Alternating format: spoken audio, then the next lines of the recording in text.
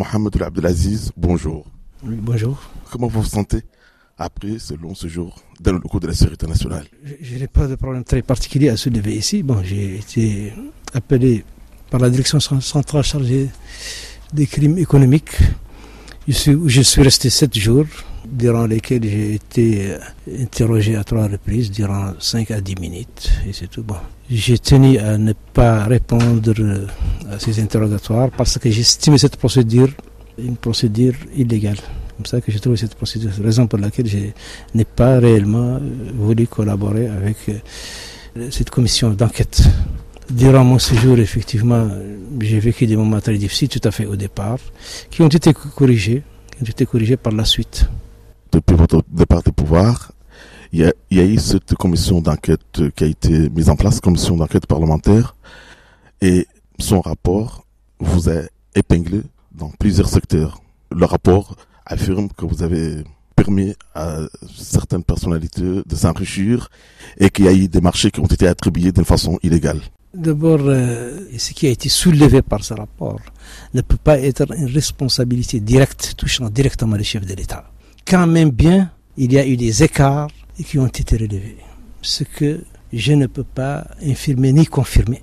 Toujours est-il que toutes les procédures ont été suivies dans l'attribution de tous les marchés cités. Et de ce fait, on ne peut pas engager la responsabilité du chef de l'État dans la gestion des affaires courantes des départements. Les dires de certains ne peuvent pas aussi l'impliquer. La Constitution là-dessus est très claire. L'article 93 de notre Constitution est clair.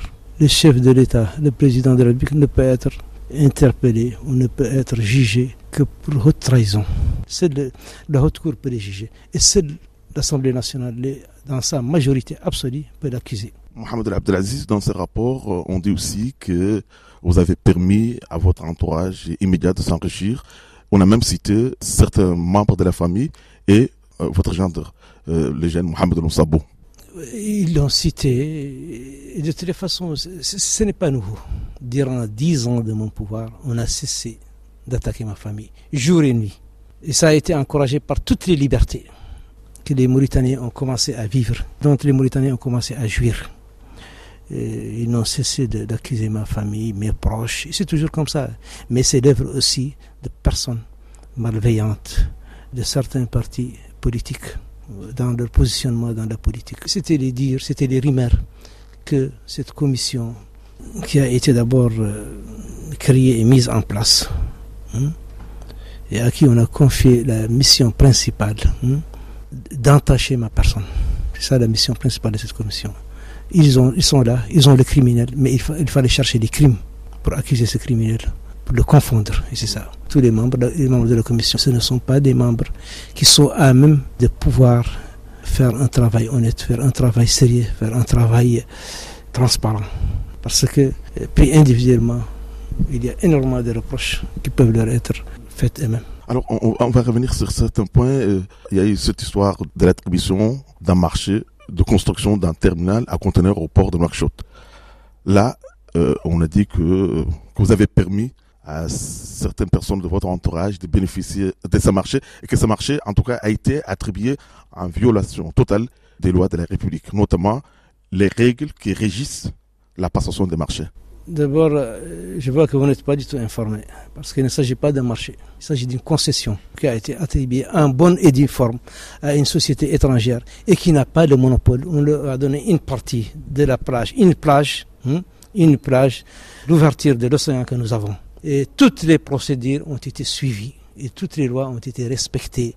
Et ce dossier est passé à plusieurs reprises et à chaque fois il a été amélioré. C'est des questions d'exigence et la loi ne prévoit pas de demander tel ou tel montant. Et si on compare avec toutes les concessions du genre attribuées dans les pays voisins, c'est la concession la plus favorable. Les conditions sont les plus favorables pour notre pays. Parce que dans certains pays, ce genre de concession a le monopole.